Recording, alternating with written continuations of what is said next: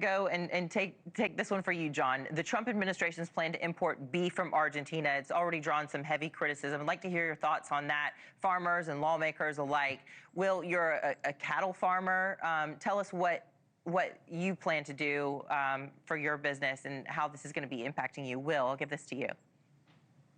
Prior to 2015, the USDA changed their rule on country of origin labeling. Prior to that, the animal had to be born, raised, and slaughtered in one of the 50 states to be product of USA.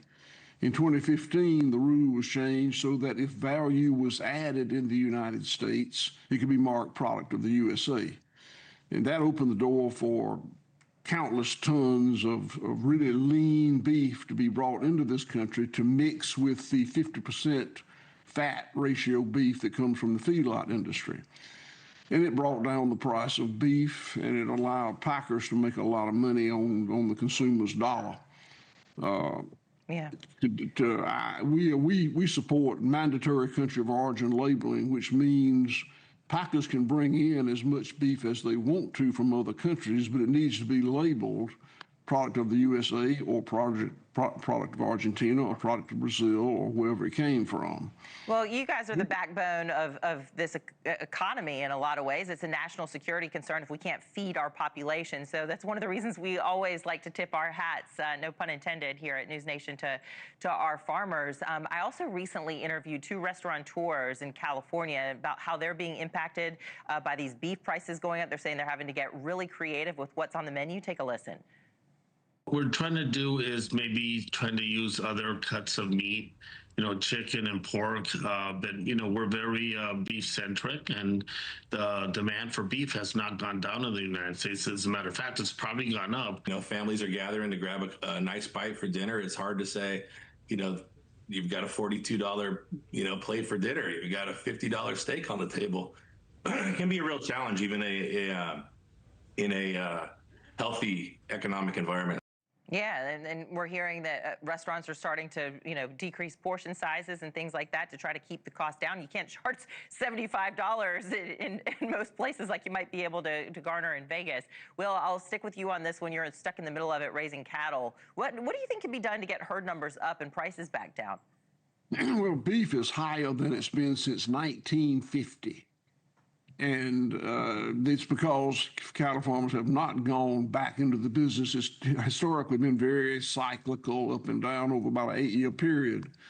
I want to see all Americans able to eat as much beef as they want to. I think it's very nutritious. I think it's good. I think it's healthy. And I want lower income people to be able to eat as much beef as they want or need. And so bringing in cheaper beef does not bother me, but I do want people to be able to know what they're getting. Some people choose to not eat 2 inedible products, ultra lean imported beef from Argentina, added to 50% fat from the feedlot industry. That's I'm not saying it's unhealthy, but some people might choose to eat something different, and I want the label to allow people to understand what it is they're consuming. Okay. Yeah, makes sense. I want to know what's going in my mouth and my children's mouths. It definitely makes sense.